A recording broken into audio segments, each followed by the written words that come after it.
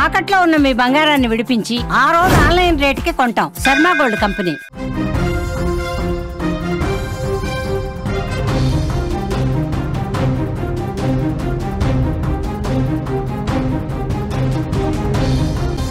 Pulivendula ZPTC ఉప ఎన్నిక యుద్ధాన్ని తలపిస్తోంది. వైసీపీ టీడీపీ నువ్వా నేనా అన్నట్టు తలపడుతున్నాయి. టీడీపీ నుంచి మాజీ ఎమ్మెల్సీ బీటెక్ రవి సతీమణి లతారెడ్డి, వైసీపీ నుంచి హేమంత్ రెడ్డి బరిలో ఉన్నారు. అసెంబ్లీ ఎన్నికలను తలపించేలా ప్రచారం జరుగుతోంది. ఇక్కడ జగన్ కంచుకోటలో వైఎస్ అడ్డాలో గెలిచి తీరాలని టీడీపీ పట్టుదలతో పనిచేస్తోంది. కూటమి ఎంపీ ఎమ్మెల్యేలు మంత్రులు కూడా రంగంలోకి దిగి ప్రచార పర్వంలో దూసుకుపోతున్నారు. వివేకానంద హత్య కేసును అస్త్రంగా టీడీపీ మలుచుకుంది. అటు వైసీపీ కూడా పట్టు కోల్పోకుండా ముందుకు కదులుతోంది. ఎంపీ వైఎస్ అవినాష్ రెడ్డి గెలుపు బాధ్యతను భుజానికెత్తుకున్నారు. బాబు జగన్కు ప్రతిష్టాత్మకంగా తీసుకున్న ఈ ఎన్నిక ప్రచారం ప్రస్తుతం క్లైమాక్స్కి చేరింది. ఆదివారంతో ప్రచారానికి తెరపడనుంది. జూన్ 12న పోలింగ్ జరగబోతోంది. అయితే ఇక్కడ ఎవరు గెలుస్తారనేది ఇప్పుడు రాజకీయంగా ఉత్కంఠను రేపుతోంది. ఎందుకంటే పులివెందుల ఎన్నిక కోసం అక్కడ ఆధిపత్యాన్ని, అంటే ప్రచారంలో ఆధిపత్యం కోసమే మొదటి నుంచి ఘర్షణలు కొనసాగుతున్నాయి. వరుసగా దుమారం చెలరేగుతోంది. దాడులు ప్రతి దాడుల మధ్య ఈ ఎన్నిక జరగబోతుంది. ఇంకోవైపు వైఎస్ జగన్ కూడా ఈ ఎన్నిక ప్రచారానికి వస్తారనే చర్చ జరుగుతోంది. వైఎస్ జగన్ కూడా ప్రతిష్టాత్మకమైన సొంత గడ్డ కాబట్టి, ప్రతిష్టాత్మకమైన ప్రాంతం కాబట్టి జగన్ ఈ ఎన్నికల ప్రచారానికి వస్తారనే చర్చ కూడా జరిగింది. కానీ జగన్ పర్యటనకు సంబంధించిన ఎటువంటి అప్డేట్స్ మనకి అందలేదు. పులివెందుల జెడ్పీటీసీ ఉప ఎన్నిక ఎందుకు ఇంత గరంగా మారింది, ఎందుకింత హాట్ టాపిక్ అవుతోంది, ఎందుకింత హింసాత్మకంగా కూడా కనిపిస్తోంది అని ఒకసారి పోదాం, పులివెందులకు వెళ్దాం. పులివెందుల నుంచి మా ప్రతినిధి సదాశివ్ ఉన్నాడు, అక్కడ సుదర్శన్ ఉన్నాడు. సుదర్శన్, ఏంటి ఈ పంచాయతీ పులివెందుల ఎన్నికను చూస్తే ఆంధ్రప్రదేశ్లో మరో అసెంబ్లీ ఎన్నిక జరిగినట్టు కనిపిస్తోంది.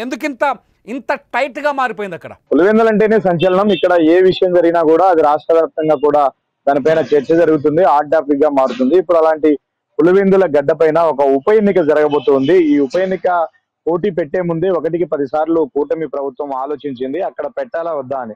కాకపోతే ఫైనల్ గా వాళ్ళు ఖచ్చితంగా జగన్మోహన్ రెడ్డి ఏడాది పాలనలో ఆయన వ్యవహరించిన తీరును ఎండగట్టాలంటే ఖచ్చితంగా ఇక్కడ పోటీలో ఉండాలి అని నిర్ణయించుకున్నారు. నిర్ణయించుకున్నప్పటి నుంచే ఇక్కడ పోరు రసవత్రంగా మారింది. ఎందుకంటే ఒకవైపు వైసీపీకి సొంత గడ్డ, 50 ఏళ్ల పాటు తన కుటుంబాన్ని, తనను ఈ గడ్డ ఉన్నటువంటి ఈ ప్రాంత ప్రజలు ఆదరించారు.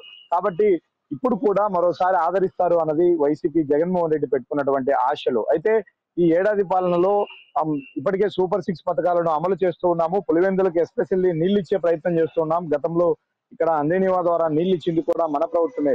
భవిష్యత్తులో వాళ్ళకి ఏం కావాలో కూడా అడిగి తెలుసుకోండి, వాటన్నిటిపైన హామీలు ఇవ్వండి, ఖచ్చితంగా వాటన్నిటిని నెరవేర్చే ప్రయత్నం చేద్దామని ఒకవైపు సీఎం చంద్రబాబు ఇక్కడ ఉన్నటువంటి పార్టీ శ్రేణులకు ఆయన హామీ ఇస్తున్న నేపథ్యంలో ఒకవైపు కూటమి ప్రభుత్వం, కూటమి ప్రతినిధులు హామీల వర్షం కురిపిస్తున్నారు. మరోవైపు సొంత గడ్డ పైన పట్టు నిలుపుకోవాలన్న ఆలోచనలో జగన్మోహన్ రెడ్డి సైన్యం మొత్తం కూడా కదులుతూ ఉంది. ఇది ఒక జెడ్పీటీసీ స్థానానికి కాదు, ఒక అసెంబ్లీ స్థానానికి జరుగుతున్నటువంటి ఎన్నికల వాతావరణం కల్పిస్తూ ఉంది. మొత్తము 5 పంచాయతీలు 6 గ్రామాలకు మాత్రమే పరిమితమైంది. కేవలం 10,661 ఓట్లకు సంబంధించినటువంటి ఈ ఎన్నికకు సంబంధించి ఇప్పటికే కూటమి పార్టీలకు నుంచి దాదాపుగా 10-15 మంది ఎమ్మెల్యేలతో పాటు 4 మంత్రులు ఇక్కడ ప్రచారంలో పాల్గొంటూ ఉన్నారు. ఇక వైసీపీకి సంబంధించి 20 మంది మాజీ ఎమ్మెల్యేలతో పాటు స్థానిక ఎంపీ నిత్యం కూడా ఈ ప్రచార బాధ్యతలు తీసుకున్నారు. ప్రతి గ్రామంలో కూడా ఎక్కడ చూసినా కూడా సందడి వాతావరణం నెలకొంది. వందలాది వాహనాలతో వేలాది మంది ఒక చిన్న విచిత్రం ఏంటంటే ఇక్కడ నాకు మీరు పంపించిన విజువల్స్లో కానీ ఆ స్క్రీన్లో కనిపిస్తున్న విజువల్స్ చూస్తుంటే ఏకంగా ఎంపీ మీరు చెప్పినట్టు 10,000 ఓట్లు, కేవలం 10,000 ఓట్లు అంటే ఒక మేజర్ గ్రామ పంచాయతీకి వచ్చే ఓట్లు అంతే.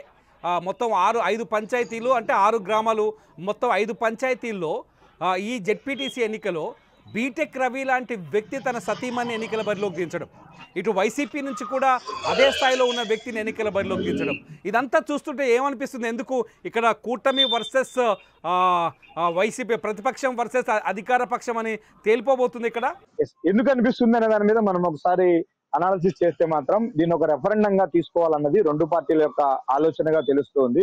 ఏడాది పాలనలో తాము ఏం చేశాము అన్నదానికి ఇక్కడ ఇక్కడ గెలవడం ద్వారా ఒక రెఫరెండం చేయాలి, మేము పథకాలు అమలు చేస్తున్నాము, అది జగన్మోహన్ రెడ్డి సొంత నియోజకవర్గం, సొంత మండలంలో ఉన్నటువంటి ప్రజలు ఇచ్చిన తీర్పే అందుకు ఉదాహరణ అన్నది టీడీపీ ప్రచారం చేసుకోవడానికి తాతాలాడుతుంది. మరోవైపు వైసీపీ ఈ ఏడాది పాలనలో కూటమి ప్రభుత్వం ఏమీ చేయలేదు, ఇప్పటికీ పులివెందుల ప్రజలు మాతోనే ఉన్నారు అని నిరూపించుకోవాలన్నది వైసీపీ తపన. ఈ రెండు పార్టీలు ఈ విధంగా ఒక రెఫరెండంగా దీన్ని తీసుకోవడంలోనే ఇంత అలజడి రేగుతూ ఉంది, ఇంత భారీ స్థాయిలో ప్రచారం చేసుకుంటూ ఉన్నారు. అయితే ఎక్కడ ప్రచారంలో వెనకబడిపోతామో అన్న అభద్రతా భావం ఇద్దరిలోనూ ఉంది. ఇప్పటికీ కూడా గెలుపు పైన ఎవరికి పూర్తి స్థాయి ధీమా లేని నేపథ్యంలో దాడులకు తెగబడుతూ ఉన్నారు. ఎక్కడ పడితే అక్కడ రెండు వర్గాలు దాడులకు దిగుతూ ఉన్నాయి. గ్రామాల్లో ఒకేసారి ప్రచారానికి వెళ్ళేటప్పుడు ఎక్కడన్నా క్లాసెస్ వస్తే మాత్రం వందలాది మంది ఒక్కసారిగా మిందపడి దాడులు చేస్తున్నారు, వాహనాలను ధ్వంసం చేసుకుంటున్నారు. ఇప్పటికే 200 దాకా కేసులు నమోదయ్యాయి, 150 మంది పైన బైండర్లు నమోదు చేశారు, 60 మంది పైన అత్యాయత్నం కేసులు నమోదయ్యాయంటే ఇక్కడ ఎన్నికల ప్రచారము ఎంత ఉద్రిక్త పరిస్థితుల మధ్య నడుస్తుందో మనం అర్థం చేసుకోవచ్చు. పోలీసులు కూడా పూర్తి స్థాయిలో భద్రత ఏర్పాటు చేశారు. నిన్న ఈ రోజు కొంత ప్రశాంతంగా ఎన్నికల ప్రచారం సాగుతోంది. రేపు సాయంత్రం వరకు మాత్రమే, అంటే రేపు ఒక్కరోజే సమయం ఉండడంతో స్పీడు పెంచారు.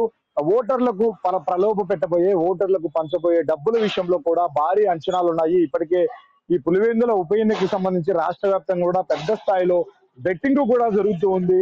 ఆ బెట్టింగ్ కూడా పెట్టడానికి ఇంట్రెస్ట్ చూపిస్తూ ఉన్నారు. అంటే రెండు పార్టీలు కూడా పూర్తి స్థాయిలో ఇక్కడ గెలవాలి, ఏ విధంగా అయినా గెలవాలి, అది ఏం చేసైనా సరే గెలిపే లక్ష్యంగా ముందుకెళ్లాలన్న ఆశయంతో ముందుకు. సుదర్శన్, మనలో మాట మన ఇద్దరం కలిసే మాట్లాడుకుందాం, ఇది జనం వినొద్ది మాట, కానీ మనలో మాట మన ఇద్దరం మాట్లాడుకుందాం.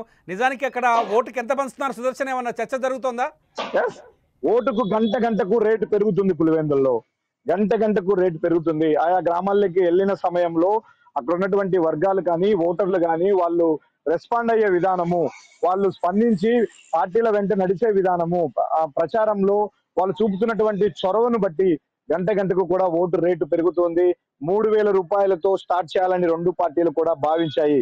ఇప్పుడు అది 5,000, 6,000 దాటుతూ ఉంది.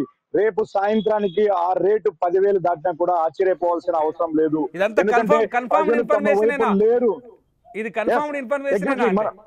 ఈ రోజు ఉదయం నుంచి 5 పంచాయతీలకు సంబంధించి మనము 4 గ్రామాల్లో పర్యటించాం.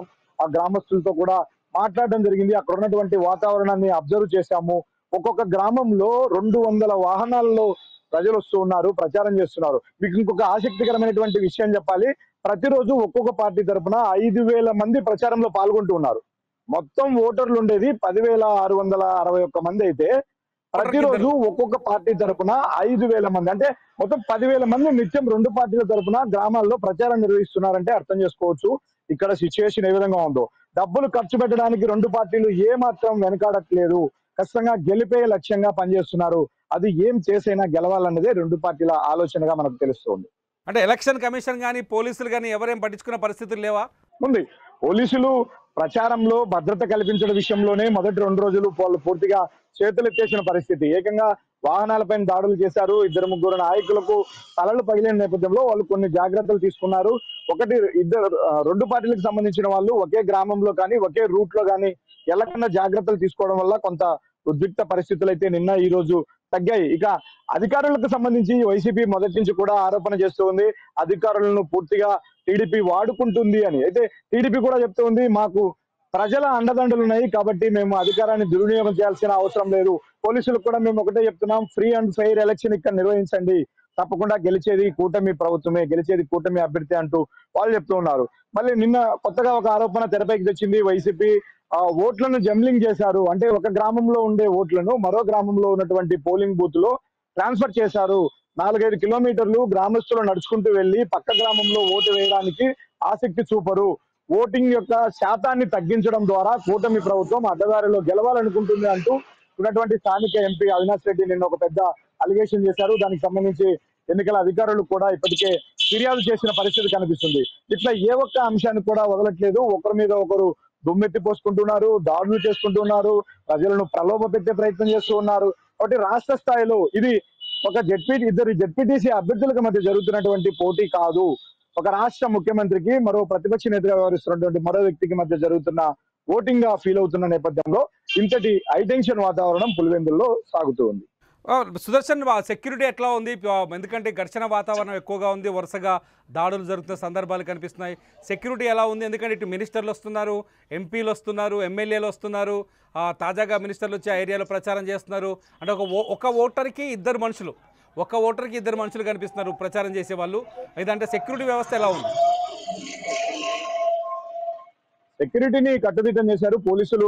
మొదటి 2 రోజులు కొన్ని విమర్శలు ఎదుర్కొన్నారు, లైట్ తీసుకున్నారు. ఎవరి ప్రచారం వాళ్ళు హ్యాపీగా చేసుకుంటారులే అని లైట్ తీసుకున్నప్పటికీ కాదు, ఇది చాలా సీరియస్ ఇష్యూగా టర్న్ అయిన నేపథ్యంలో పోలీసులు చాలా జాగ్రత్తలు తీసుకున్నారు. ప్రస్తుతం ప్రతిరోజు 600 మంది పోలీసులు ఈ 5 పంచాయతీల్లో 6 గ్రామాల్లో కూడా నిఘా ఉంచారు. అంటే ప్రతి గ్రామంలోనూ 100 మంది పోలీసులు ఉన్నారు, 50 మంది మామూలు డ్యూటీలో ఉన్నారు, 50 మంది మఫ్టీలో డ్యూటీ చేస్తూ ఉన్నారు. ఎక్కడ ఎవరైనా అలజడులు చేయడానికి కానీ దాడులు చేయడానికి కానీ స్కెచ్ గీస్తున్నారా అన్న కోణంలో మఫ్తీలో కూడా పోలీసులు నిఘా వ్యవస్థను ఏర్పాటు చేశారు. ఎన్నికల రోజు ఈ సంఖ్య 1500కు కూడా పెరిగే అవకాశం ఉంది.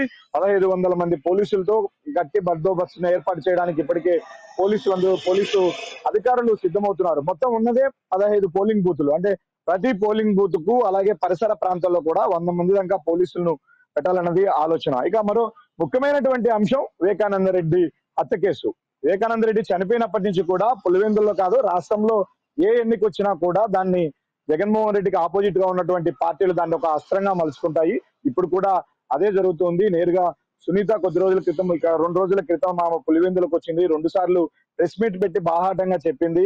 ఆ రోజు మా నాన్న అంతిమ యాత్రను ఊరంతా ఊరేగింపుగా తీసుకెళ్లామన్నా కూడా ఒప్పుకొని జగన్మోహన్ రెడ్డి ఈ రోజు తన మనుషుల మీద ఇద్దరి మీద దాడి జరిగితే పెద్ద ఎత్తున ఎలక్షన్ కోడ్ ఉన్నప్పటికీ అంత పెద్ద ఎత్తున ర్యాలీలు తీస్తున్నారు, ఊరంతా హంగామా చేస్తూ ఉన్నారు. మరి ఆ రోజు ఏమైంది అని ఆమె సూటిగా ప్రశ్నిస్తూ ఉంది. నేను అవినాష్ రెడ్డిని చాలా అమాయకుడు అనుకున్నాడు, మా తమ్ముడు చాలా మంచివాడు అనుకున్నాను, కానీ వాళ్ళే ఇంతటి దారుణానికి ఒడిగడతారని నేను ఊహించలేదంటూ ఆమె బాహాటంగానే నేరుగా నిందలు మోపుతూ ఉంది, ఆరోపణలు చేస్తూ ఉంది. కాబట్టి పులివెందుల ప్రజల్లో కూడా ఒక చర్చ నడుస్తుంది. పులివెందుల ప్రజల అభిప్రాయం పైన ఎప్పుడు కూడా ఆ ఎఫెక్ట్ అయితే కొంత ఉంటుంది. వివేకానంద రెడ్డి హత్య విషయంలో ఏం జరిగింది, ఎవరి పాత్ర ఉందనే విషయాన్ని పదే టీడీపీ తన ప్రచార అస్త్రంగా మలుచుకుంటున్న నేపథ్యంలో నేరుగా ఆమె కూతురు కూడా ఎలక్షన్ టైంలో పులివెందులకు రావడం, ఆమె కామెంట్స్ చేయడంతో పాటు టీడీపీ ప్రచారంలో పాల్గొన్నటువంటి మంత్రులు కానీ ఎమ్మెల్యేలు అందరూ కూడా అదే విషయాన్ని పదే ప్రస్తావిస్తూ ఉన్నారు. Sudarshan, last question. ఒక చర్చ జరుగుతోంది నిన్న నుంచి, ప్రచారం చివరి రోజున వైఎస్ జగన్ వస్తున్నారు పులివెందులకని. నిజంగా వచ్చే ఛాన్స్ ఉందా? ఎక్స్పెక్ట్ చేశారు. ఎందుకంటే పరిస్థితి ఇక్కడ ఎక్కడ చేజారిపోతుందో అన్న ఒక ఆందోళన అయితే వైసీపీ నేతల్లో కనిపిస్తుంది.